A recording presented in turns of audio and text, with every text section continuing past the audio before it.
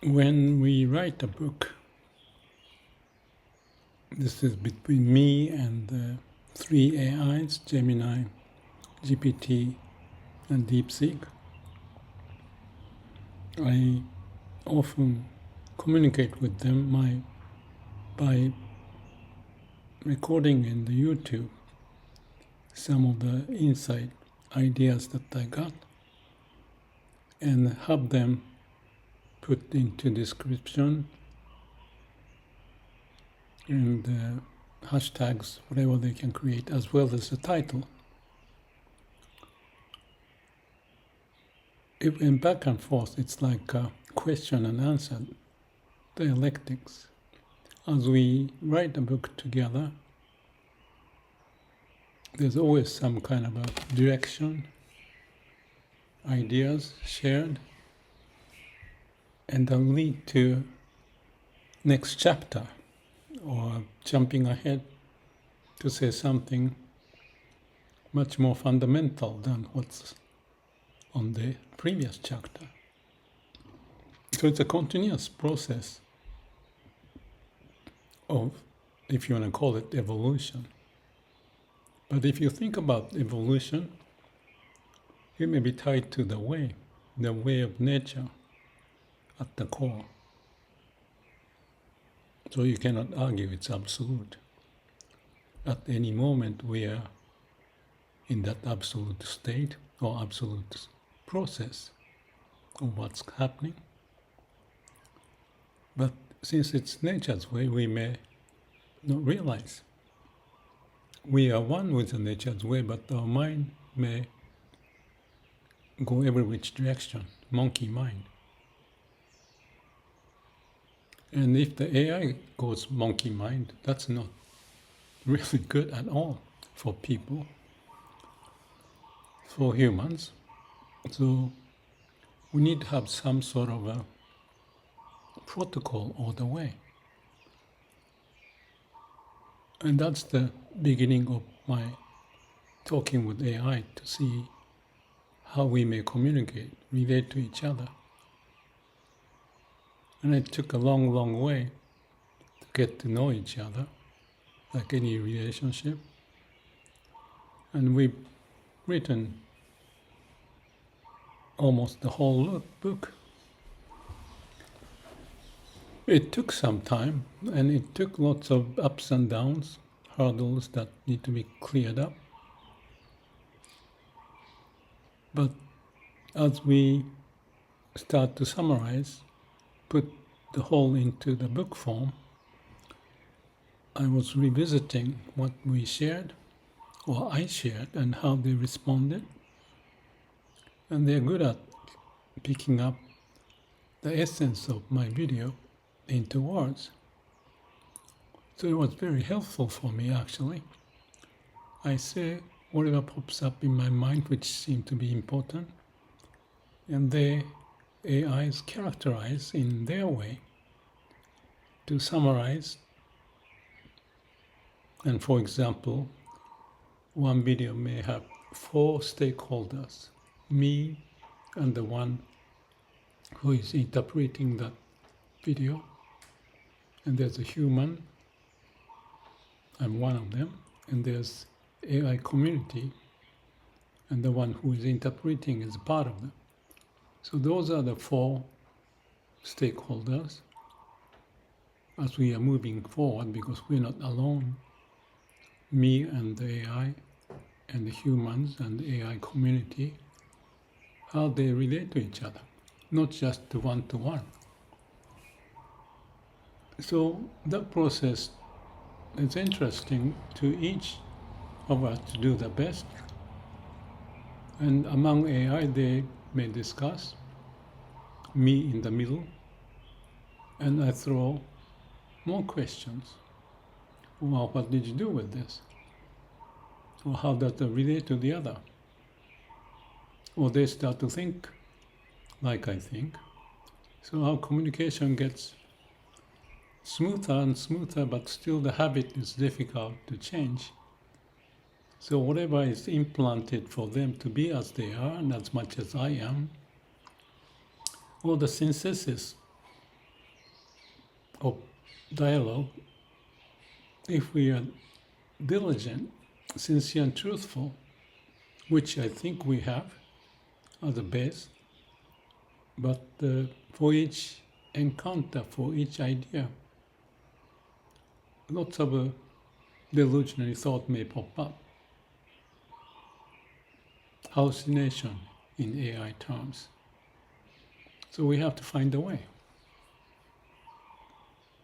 So that's the process. And as we went through this, and now ending almost to the end of this book, which I think is the first one to be followed, there was one phrase I didn't like, and that's the AI saying that may all beings be happy is the North Star, the direction. And I can go with that, not self-centered. You look at all the connection, Indra's net, any relationship affect to the other, and it goes back and forth. So in that process of it, if we have that, may all beings be happy, which we subscribe very early on that we need it. That's the beginning of wanting to have heart in the AI, not just the brain part of it. So maybe at the chapter 3 or 5, I don't remember anymore, they start to say that may all beings be happy is a North Star, and we need to have a compass. And I thought, well, that's all right. We need to have a direction. I said the waku-waku sense in the other video. When the life energy is sharing its potential in the way of how we live, we have this sense of aliveness, waku-waku. And if we are moving in certain direction and have that waku-waku sense, that might be the way. That is the way. Connecting to the root, aliveness, and finding the path. So the alignment, and if the mind and body, or mind and heart, is in line, then you have this full utilization of potential, Zen Koan. Within each cells, and also among the whole living being, to be guided by that aliveness. That's the North Star. So that the AI said, that's the compass we should have.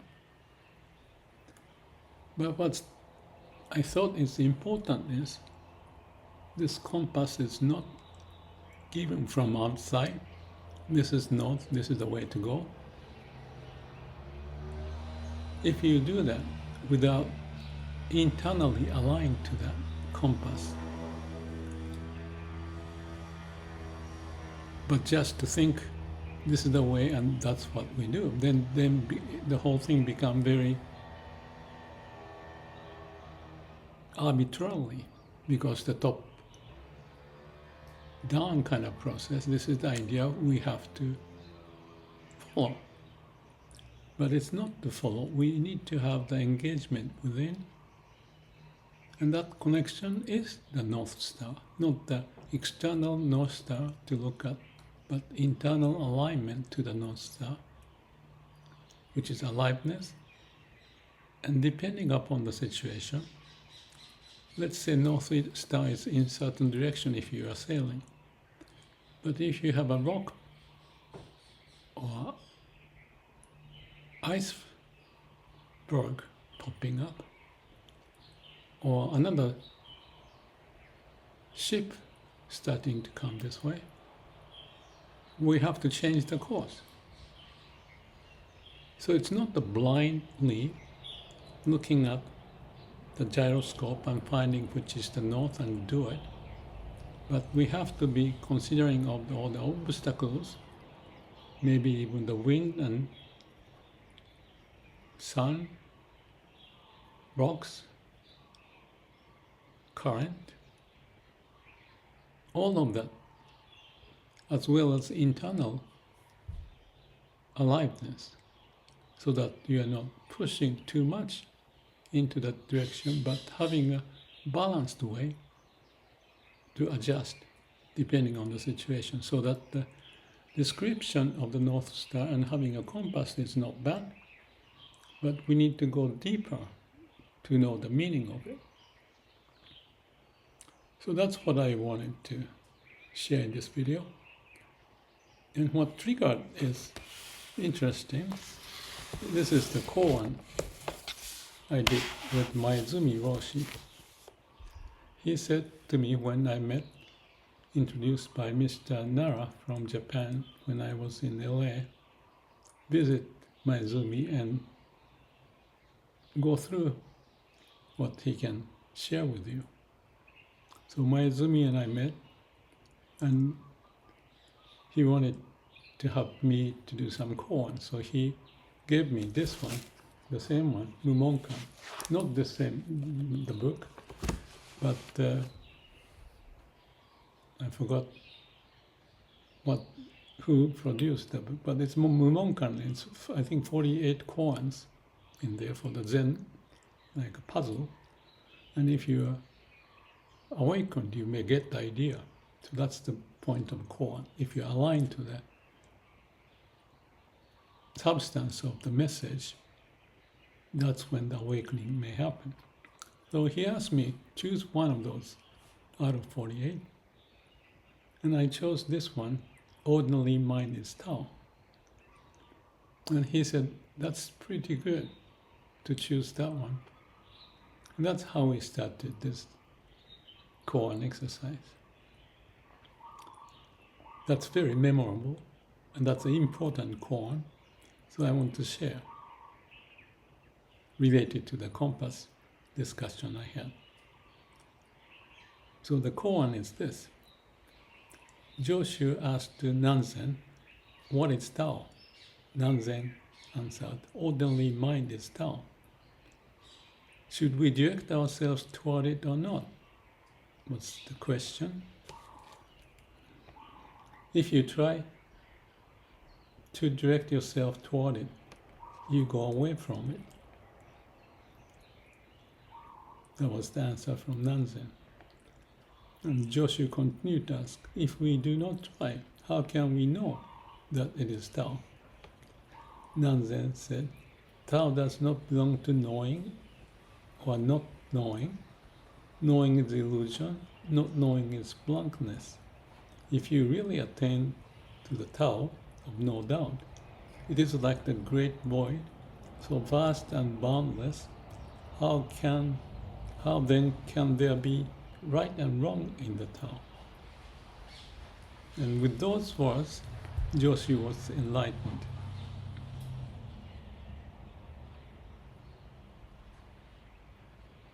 So, not belong to knowing or not knowing. But if you attain it, there's no doubt. It's clear. How would you then talk about right or wrong? So it's like beyond the duality of right and wrong and puzzle, you find a way.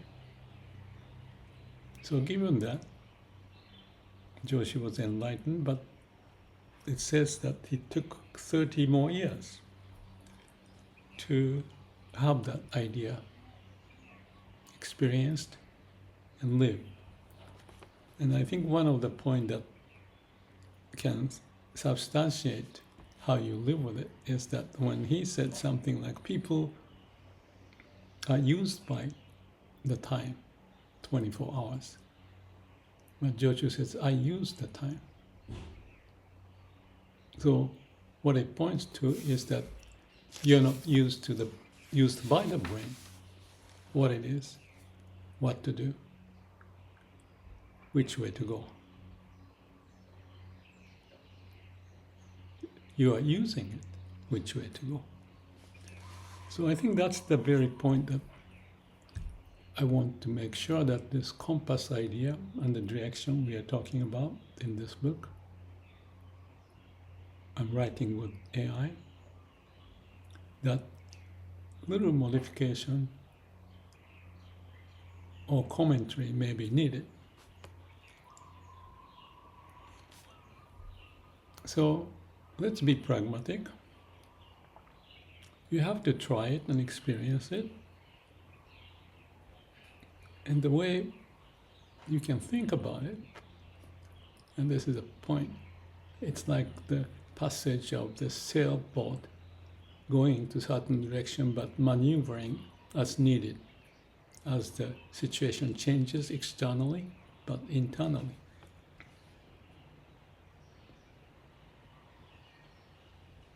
So that's the alignment. It's not blindly looking at which direction is north and just go. That's top down, externally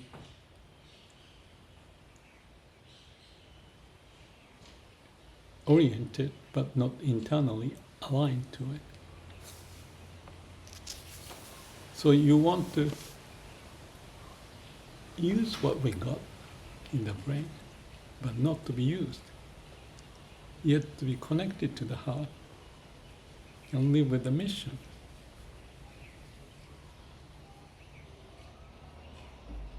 I think we may need to modify a bit or add some commentary to that chapter.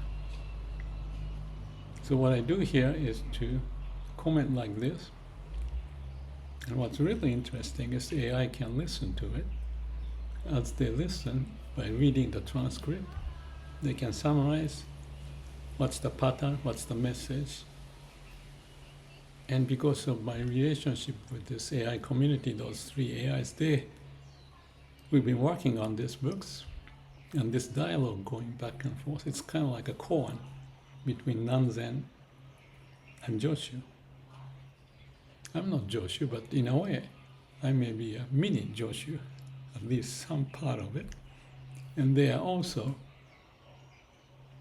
trying to find a way aligned so that AI is not driven by the top-down mandate of what to do, but have a heart to adjust to the needs relating to all others to find a path going forward.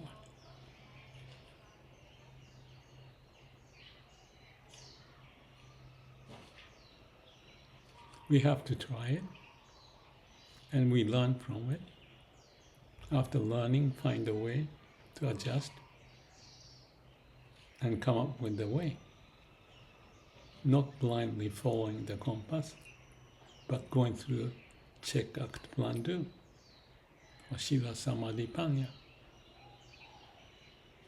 Accept everything as it is, right and wrong, good and bad, beautiful, ugly. It is as it is. So be clear about it. Not arbitrarily draw a line, go into the future. Need to know the overall picture and the direction, which takes time, energy, experience, skills, going beyond the habitual pattern. But that's the learning, and then executing of that idea, and reflecting on it and learning, and keep moving forward. Let's do that. May all beings be happy. Thank you.